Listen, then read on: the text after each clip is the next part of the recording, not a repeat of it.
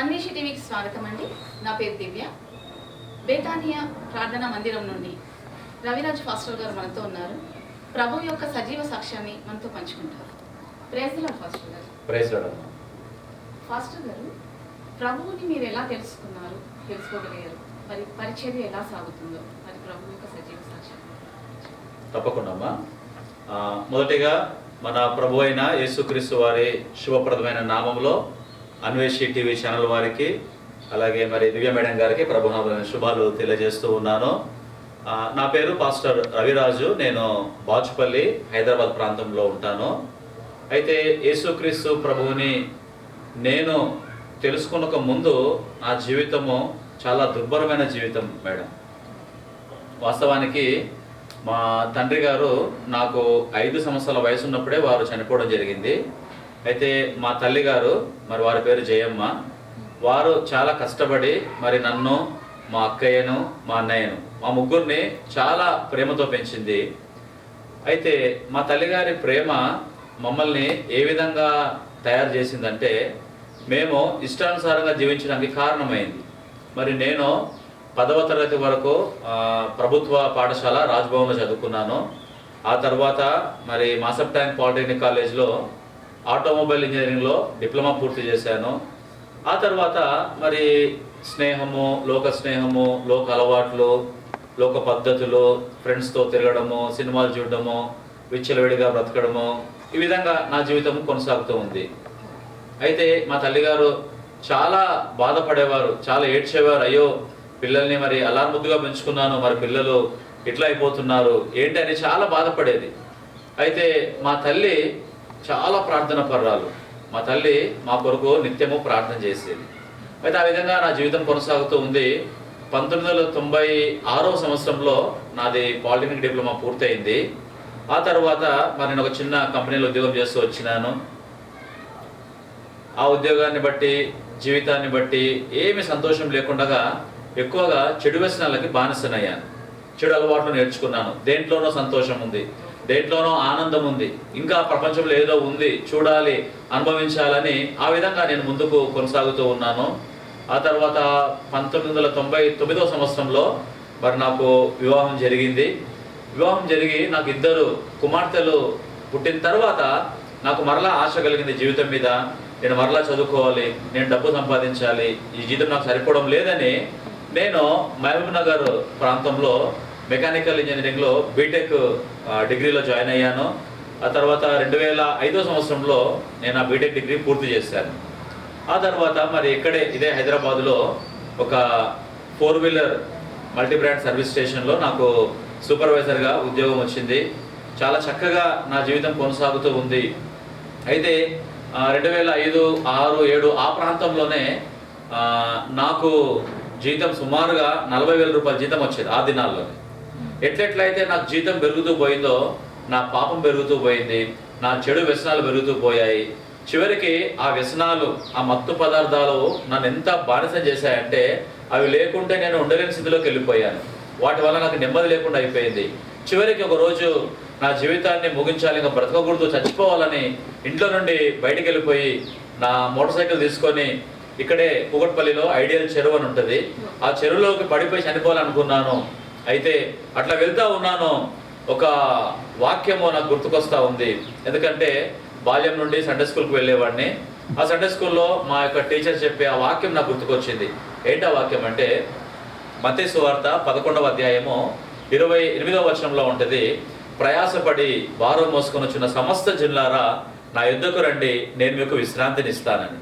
అయితే నేను ఆలోచన చేస్తూ ఉన్నాను, నేను పాప భారాన్ని మోస్తూ ఉన్నాను. నాకు చదువు ఉంది, ఉద్యోగం ఉంది, భార్య, పిల్లలు, మంచి కుటుంబం ఉంది, అంతా ఉంది. కానీ నాకు లేనిది ఏందయ్యా జీవితంలో అంటే సంతోషం లేదు, సమాధానం లేదు. ఒక పాప భారాన్ని మోస్తూ ఉన్నాను. ఆ పాప భారము నన్ను నరకం వైపుకు ఈడ్చుకొని వెళ్తా ఉంది. ఆ టైంలో ఈ వాక్యము నాకు జ్ఞాపకం వచ్చింది. వెంటనే నేను పరిగెత్తుకొని ఇంటికి వచ్చాను. ఇంటికి వచ్చి ఇంట్లో మోకరించి చేతుల పైకెత్తి ప్రార్థన చేయడం ప్రారంభించినాను. ప్రభువా, నేను చనిపోతే నేను నరకానికి పోతాను, నా ఈ పాప భారాన్ని నేను భరించలేకపోతా ఉన్నాను కనుక నాకు ఆ భారం తీసివే ప్రభువా అని నేను ఏడ్చి కన్నీరు గార్చి ప్రార్థన చేసినప్పుడు ప్రభు వెంటనే నాకు సమాధానం ఇచ్చినాడు, నా పాపాలన్నీ గడిగినాడు, నాకు సంతోషం వచ్చింది, నాకు సమాధానం వచ్చింది, నాకు నెమ్మది కలిగింది. నాకు అర్థమైంది యేసు ప్రభు నన్ను రక్షించినాడు అనే సంగతి నాకు అర్థమైంది. ఆ తర్వాత మరి మా తల్లిగారు, మేము చిన్నప్పటి నుండి మరి జగద్గిరిగుట్ట అనే ప్రాంతంలో బేతనియా ప్రార్థన మందిరం అనే ఒక సంఘం ఉంది. ఆ సంఘాన్ని దైవజనుడు మా ఆత్మీయ తండ్రి సేవకులు నెహమియా పాస్టర్ గారు వారు నడిపిస్తూ ఉంటారు. వారు చాలాసార్లు మా ఇంటికి వచ్చి మాకు వాక్యం చెప్పేవారు. నాయన, మీ తల్లి ఎంతో కష్టపడి మిమ్మల్ని చదివిస్తూ ఉంది, మీరు ఈ విధంగా లోకంలో పడి మీరు తిరగకూడదని చాలా చెప్పేవారు. నేను చాలా నవ్వుకున్నాను, ఈ సేవకులకు ఏమీ తెలియదు, ఈ విధంగా చెప్తారని చాలా అపహాస్యం చేసేవాడిని. అయితే మా దైవజనులు మా నెహమియా పాస్టర్ గారు చెప్పేవారు, తప్పకుండా ఏదో ఒక రోజు ప్రభు నేను ఆకర్షిస్తాడు, నేను పిలుస్తాడు, నువ్వు దేవుని సేవకుడు అవుతావు అని పాస్టర్ గారు తరచు చెప్పేవారు. అయితే ఎప్పుడైతే నేను మారు మనసు పొందినానో, రక్షింపబడ్డానో, యేసుప్రభు నా జీవితంలో సమాధానం ఇచ్చినాడో, నా ప్రతి పాపం నుండి, చెడు వ్యసనాల నుండి నాకు విడుదల వచ్చింది. అప్పుడు నేను వెంటనే పరిగెత్తుకొని మా దైవజనుల దగ్గరికి వెళ్ళి అన్నాను, పాస్టర్ గారు, దేవుడు నా జీవితాన్ని మార్చాడు, నా పాపాలు క్షమించబడ్డాయి, నాకు చాలా శాంతి సమాధానం ఉంది, నేను దేవుని కొరకు బ్రతకాలనుకుంటున్నానని చెప్పినప్పుడు పాస్టర్ గారు చాలా సంతోషించారు. ఆ తర్వాత నేను 1 సంవత్సరం పాటు మరలా నా వృత్తిలో కొనసాగుతూ ఉన్నాను. కానీ జీవితంలో ఒక వెలితి, ఒక లోటు నాకు అనిపించేది. అయితే అప్పుడు ప్రభుని అడిగాను, ఒక 2 రోజులు ఉపవాసం ఉండి, ప్రభా మరి నా పట్ల నీ చిత్తం ఏమైంది, నేను ఏం చేయాలి అని అడిగినప్పుడు దేవుని వాక్యంలో నుంచి యెషయా గ్రంథము 43వ అధ్యాయము మొదటి వచనం ద్వారా ప్రభువు నాతో స్పష్టంగా మాట్లాడడం జరిగింది. వాక్యం ద్వారా ఈ విధంగా వ్రాయబడి ఉంటుంది, యాకోబు, నువ్వు తల్లి గర్భంలో ఉన్నప్పుడు నేను నిన్ను నిర్మించాను, అయితే నేను నిన్ను ఇశ్రాయేలుగా మార్చబోతున్నాను, నువ్వు భయపడొద్దు, నువ్వు నా సొత్తు జనములను నువ్వు నా దగ్గర నడిపించాలి, నా మహిమ కొరకు ప్రజలను నడిపించాలని ఆ అధ్యాయం మొత్తము ప్రభు నాతో మాట్లాడడం జరిగింది. వెంటనే నా ఉద్యోగానికి రాజీనామా చేసినాను. ఎవరికి చెప్పలేదు, నా తల్లికి కానీ నా భార్య కానీ ఎవరికి చెప్పకుండా మా దేవుని సేవకుని దగ్గరికి వెళ్ళి చెప్పాను, పాస్టర్ గారు, నా జీవితాన్ని నేను ప్రభు సమర్పించుకున్నాను, నేను ఇంకా దేవుని సేవ చేస్తాను. వాస్తవంగా నేను మెకానికల్ ఇంజనీర్ని, నేను కార్ల మరమ్మతులు చేయాలి, కార్ల రిపేర్ చేయాలి. కానీ ప్రభు నాతో మాట్లాడాడు, నువ్వు రిపేర్ చేయాల్సింది కార్లను కాదు, వాహనాలను కాదు, మనుషుల జీవితాలను మార్చాలి, నా దగ్గర నడిపించాలని ప్రభు నాతో మాట్లాడినప్పుడు నేను వెళ్ళి మా పాస్టర్ గారు చెప్పి, అప్పుడు పాస్టర్ గారు చాలా సంతోషించారు. మేము ప్రార్థన చేస్తూ ఉన్నాం బాబు, ప్రభు నమ్మదగిన వాడు కనుక నువ్వు రక్షణలోకి వచ్చావు, చాలా సంతోషం అని చెప్పేసి నేను మా బేతనీయ ప్రార్థన మందిరంలోనే నేను పరిచారకునిగా దేవుని సేవకులు వెంబడిస్తూ వారి యొద్ద నేను పరిచర్యలో వాక్యము తర్ఫీదు తీసుకున్నాను. మరి వారి ద్వారా మరి బాచ్పల్లి అనే ఒక ప్రాంతాన్ని నేను పంపబడ్డాను. ఆ ప్రాంతంలో వడ్డెర ప్రజల మధ్యలో నేను పరిచర్య చేస్తూ ఉన్నాను. మరి వడ్డెర ప్రజలు చాలా భయంకరమైనటువంటి త్రాగుబోతులుగా, వ్యభిచారులుగా, విగ్రహారాధికులుగా, మాంత్రిక తంత్రిక శక్తుల చేత పీడించబడే ఆ ప్రజల మధ్యలో నేను వచ్చి వారికి నా సాక్ష్యాన్ని, దేవుని వాక్యాన్ని చెప్పడం ద్వారా దాదాపుగా ఒక్క కుటుంబం, ప్రారంభంలో బాచ్పల్లి నుంచి ఒక కుటుంబం మాత్రమే వారు రక్షణలోకి వచ్చారు. వారి ఇంట్లో చిన్నగా మేము పరిచర్య ప్రారంభించాము. దేవుని మహాకృపను బట్టి ఈరోజు మరి సుమారుగా 200 మంది కంటే ఎక్కువ మంది ప్రతి ఆదివారము బేతనియా ప్రార్థన మందిరంలో దేవుణ్ణి ఆరాధిస్తున్నారు, వారు దేవుణ్ణి స్తుతిస్తున్నారు. వడ్డెర ప్రజలందరూ కూడా తండోపతండాలుగా యేసుప్రభువును అంగీకరించి వారి జీవితాలు విప్లవంతంగా మార్చబడ్డాయి, వాళ్ళ బ్రతుకులు మార్చబడ్డాయి, వాళ్ళ స్థితిగతులు మార్చబడ్డాయి. ఈరోజు వారంతా దేవుల్లో ఆనందిస్తున్నారు. వారి మధ్యలోనే నేను పరిచర్య చేస్తూ ఉన్నాను. దేవుడు నాకు 3 కుమార్తెలను బహుమానంగా ఇచ్చినాడు. అయితే నేను చాలా భయపడేవాడిని. అందరు అనేవాళ్ళు ఏమనంటే, 3 ఆడపిల్లలు ఉన్నారు, నువ్వు ఎట్లా బ్రతుకుతావు, ఇంత చదువుకొని ఈ బైబిల్ పట్టుకొని నువ్వు ఆ వడ్డెర ప్రజల మధ్యలో తిరిగితే నీకేమొస్తుందని చాలా మంది ఎన్నో విధాలుగా నన్ను వెనక రావడానికి ప్రయత్నం చేసినారు. కానీ ఒకటే, నన్ను పిలిచిన దేవుడు ఆయన నమ్మదగిన వాడు కనుక ఆయన మాట చొప్పున నా జీవితాన్ని నేను ప్రభువుకు సమర్పణ చేసుకున్నాను. దేవుని మహాకృపను బట్టి ఈ రోజు వరకు కూడా నేను 2008లో రక్షింపబడ్డాను, 2009లో పరిచర్యకు వచ్చాను, ఇది 2024 ఈ రోజు వరకు కూడా ప్రభు నాకేమీ కొదవలు చేయకుండా ఎప్పటికప్పుడు ఏది కావాలో అది నాకు ఇస్తూ ఉన్నాడు. మరి నా 3 బిడ్డల్ని దేవుడు చక్కగా, నేను వారిని విశ్వాసంలో పెంచుతున్నాను, భక్తిలో పెంచుతున్నాను. నా వెనకాల ఏమీ డబ్బు లేదు, ఆస్తి లేదు, కానీ నా కుటుంబానికి నేను దేవుని పరిచయం చేయగలిగినాను. నా 3 బిడ్డలు కూడా భక్తిలో ఉండి నాకు పరిచయం సహకరిస్తూ ఉంటారు. నా భార్య, మా తల్లి, మేమంతా కలిసి పరిచయం కొనసాగుతూ ఉన్నాము. మా పెద్దమ్మాయి ప్రీతి, ఆమె ఉస్మానియా కాలేజ్లో, యూనివర్సిటీలో ఎంటెక్ పూర్తి చేసింది. ఆ తర్వాత మా రెండో అమ్మాయి ప్రియ, ఆమె ఇప్పుడు ఎంబీబీఎస్ ఫైనల్ ఇయర్ చదువుతుంది. మా మూడో అమ్మాయి జాస్మిన్, ఇప్పుడు ఆమె పాలిటెక్నిక్ ఫైనల్ ఇయర్ చదువుతుంది. ఈ విధంగా నేను, నా కుటుంబము, నా ఇంటి వారంతా కూడా ఈ వడ్డేర ప్రజల మధ్యలోనే మరి సేవకులుగా మేము పరిచయం చేస్తూ ఉన్నాము. మా అన్నగారు, మరి ఆయన పేరు ప్రసాద్ రాజు, వారు కూడా మరి జోగులమ్మ గద్వాల జిల్లా తెలంగాణ ప్రాంతంలో వారు దేవుని సేవకునిగా ఉన్నారు. నేను ఒక మాట చెప్పగలుగుతాను, ఈ విధంగా మా అన్నయ్య, నేను మా యొక్క దుర్భర జీవితాలను అప్పుడు చూసిన వాళ్ళందరూ కూడా మా తల్లిగారిని చాలా దూషించేవారు.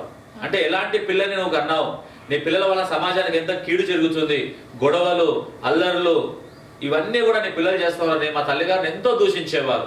అయితే మా తల్లిగారి కన్నీటి ప్రార్థన వలన మరి మా అన్నయ్య, నేను ఇద్దరం కూడా లోకములో నుండి, భయంకరమైన పాప రోత బ్రతుకులో నుండి యేసు ప్రభు పాదాల దగ్గరికి మేము కొట్టుకొని వచ్చినాము. ఈరోజు మా అన్నయ్య, నేను ఇద్దరం కూడా దేవుని సేవలో కొనసాగుతూ ఉన్నాము. మా తల్లికి చాలా సంతోషము, చాలా ఆనందిస్తుంది. ఈ రోజు కూడా ప్రతిరోజు మా తల్లి చేసే ఆ ప్రార్థన, మా తల్లి చేసే ఆ ఆరాధన, ఆమె పాడే పాటల ద్వారానే మేము నిద్రలేస్తాం ఉదయమే. మా తల్లి ప్రార్థన నిశ్చయంగా మమ్మల్ని ఈరోజు సేవకులుగా నిలబెట్టగలిగిందనే సాక్ష్యాన్ని నేను తప్పకుండా చెప్పగలుగుతాను. నిజంగా అసలు ప్రభు ఇన్ని కార్యాలు ఆశ్చర్యకరంగా చేశారంటే అది మామూలు విషయం కాదు. అవునమ్మా, మన దేవుడు సజీవుడు. ఆయన నేటికి మార్పు లేని దేవుడుగా ఉన్నారు. యేసు ప్రభు మతాలు కులాలు మార్చే దేవుడు కాదు, జీవితాలు మార్చే దేవుడు అనడానికి నేనే సజీవ సాక్ష్యం. అయితే ఫస్టర్ గారు, ఇది రెండవ రాకడ అంటారు కదా, ప్రభు రెండవ రాకడ వస్తుంది, రక్షణ పొందుకోండి అని చెప్తున్నారు. అసలు ఇది రెండవ రాకడ అనేది దాని గురించి కొంచెం వివరించండి. తప్పకుండా అమ్మా. అయితే యేసుక్రీస్తు ప్రభు వారు ప్రజలందరి పాపములను పరిహారం చేయడానికి ఆయన మొదటి రాకడలో పసిబాలునిగా ఈ లోకానికి ఆయన అవతరించినాడు. దేవుని వాక్యంలో ఉంటది, యెషయా గ్రంథము 9వ అధ్యాయము 6వ వచనంలో ఉంటది, ఏలయనగా మనకు శిశువు పుట్టెను, మనకు కుమారుడు అనుగ్రహింపబడెను అని ఉంటది. అంటే శిశువుగా పుట్టాడు, కానీ ఆయన కుమారుడిగా, దైవ కుమారుడిగా అనుగ్రహింపబడ్డాడు. చాలా మంది అనుకుంటారు యేసు ప్రభు 2000 సంవత్సరం నాటి దేవుడే కదా, అంతకుముందు మరి దేవుళ్ళు చాలా మంది ఉన్నారు కదా అని అంటారు. కానీ సత్యం ఏంటంటే, బైబిల్ చెప్తున్న సత్యం ఏంటంటే, యేసుక్రీస్తు ప్రభువు జగత్తు పునాది వేయబడక మునుపే ఆయన ఉన్నాడు. కలిగి ఉన్నది ఏది కూడా ఆయన లేకుండా కలగలేదు. ఈ సర్వ సృష్టికి ఆయనే ఆధారభూతుడు. కనుక ఆయన ఒక మానవ ఆకారాన్ని ధరించుకొని ఈ లోకానికి అవతరించి ప్రజలందరి కొరకు, సర్వ మానవాళి కొరకు, కుల, మత, జాతి, ప్రాంత, వర్గ, వర్ణ భేదం లేకుండా అందరి కొరకు ఆయన మరణించినాడు. ఆయన రక్తం గార్చినాడు. ఆయన సమాధి చేయబడి 3వ దినాన తిరిగి లేచినాడు. ఆయన వెళ్తూ వెళ్తూ అన్నాడు, నేను మొదటి రాకడలో పసిబాలునుగా, గొర్రె పిల్లగా మీ కొరకు వచ్చాను. ఇంకా మీరు కోళ్ళు, మేకలు, గొర్రెలు కోవాల్సిన అవసరం లేదు. మీ కొరకు నేను బలైపోయాను. అయితే నేను మీ కొరకు పరలోకంలో ఇల్లు సిద్ధపరచడానికి వెళ్తూ ఉన్నాను. పరలోకం అనగా అక్కడ ఆకలి ఉండదు, అక్కడ చీకటి ఉండదు, అక్కడ రోగం ఉండదు. ఒక్క మాట చెప్పాలంటే అక్కడ దుఃఖం ఉండదు, అక్కడ మరణమే ఉండదు. అలాంటి పరలోక బంగారు వీధులుండే పరలోక రాజ్యాన్ని మన కొరకు సిద్ధపరచడానికి ఆయన మరలా పరలోకానికి వెళ్ళాడు. అయితే తిరిగి ఆయన మరలా రాబోతున్నాడు. రెండవ రాకడ కంటే ముందుగా యేసు ప్రభు యొక్క ప్రత్యక్షత జరుగుతుంది. ఈరోజు చాలా మందికి, క్రైస్తవ సమాజానికి కానీ లోకానికి కానీ ఒక అపోహ ఏంటంటే, రెండవ రాకడ అప్పుడే వస్తుందా అని చాలా మంది అంటూ ఉంటారు. వాక్యంలో కూడా ఉంది, పేతురు పత్రికలో రాస్తాడు, చాలా మంది, అయ్యా మీ వాగ్దానం ఏమైంది, మీ దేవుడు వస్తాడు అంటున్నారు, 2000 ఏళ్ళు అయిపోయింది, ఎప్పుడు వస్తాడు అని. అయితే వాస్తవానికి యేసు ప్రభు ఎందుకు ఆలస్యం చేస్తున్నాడంటే, ఏ మానవుడు కూడా నశించి నరకానికి పోవడం దేవుడికి ఇష్టం లేదు. కాబట్టి ఆయన ఇంకా ఆలస్యం చేస్తున్నాడు. మీరు చూడండి, ఒకవేళ దేవుడు గనక 2008 కంటే ముందే వచ్చింటే ఈ రోజు నేను మీ ముందు ఉండేవాడిని కాదు నేను. అంటే దేవుడు ఆలస్యం చేసినందుకు నేను రక్షింపబడ్డాను. నా ద్వారా వడ్డెర ప్రజలు, వారు కొన్ని వందల మంది వారు రక్షణలోకి రాగలిగినారు. అంటే ప్రభువు ఆలస్యం ఎందుకనంటే ప్రజలు రక్షింపబడాలి. అయితే ఆయన 2 సార్లు వస్తాడు. మొదటిసారి గొర్రెపిల్లగా వచ్చాడు.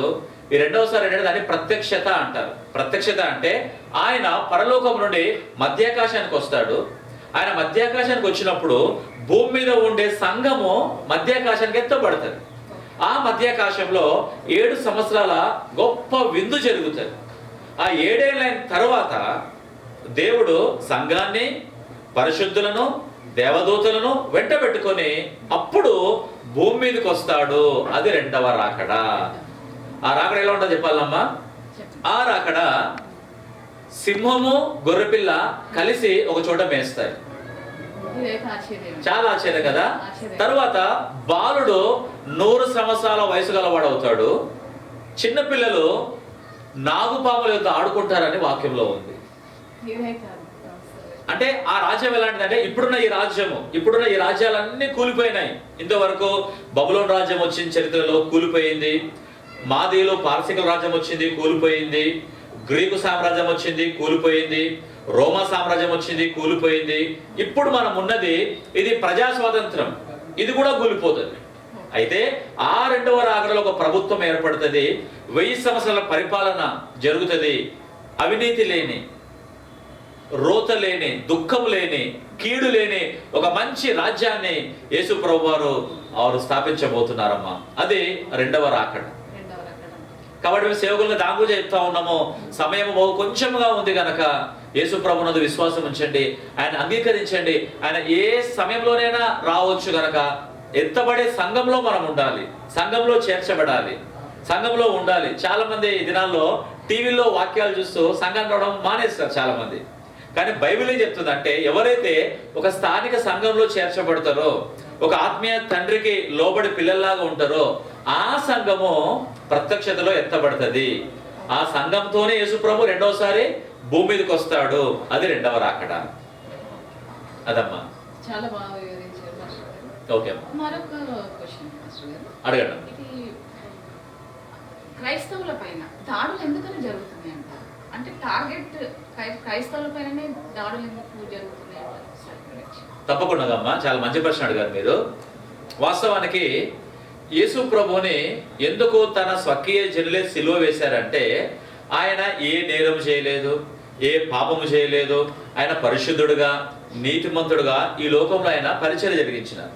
ఆయన జీవించింది 33.5 సంవత్సరాలే కానీ మంచి పనులు చేసినారు, మంచి బోధ బోధించినాడు, ప్రజలందరికీ మేలు చేసినాడు. అయినా ఆయనను సిలువ వేసి చంపడం గల కారణం ఏంటి తెలుసా? ఆయన రాజ్యము ఈ లోక సంబంధమైనది కాదు, అది పరలోక సంబంధమైనది. ఒకానొక సందర్భంలో యేసు ప్రభుని అరెస్ట్ చేయడానికి ఆ రోమా సైనికులు వస్తే యేసు ప్రభు శిష్యుల్లో ఒక శిష్యుడైన పేతురు కత్తి తీసుకొని ఆ సైనికుని చెవి తెగ నరుకుతాడు. అప్పుడు వెంటనే యేసు ప్రభు ఆ చెవిని తీసి ఆ మల్కు అనే సైనికుడు మరలా ఆ చెవిని తనకు అంటిస్తాడు. అప్పుడు పేతురుతో అంటాడు, పేతురు, నా రాజ్యము ఈ లోక సంబంధమైనది కాదు, నా దగ్గర సైన్యం లేదనుకుంటున్నావా?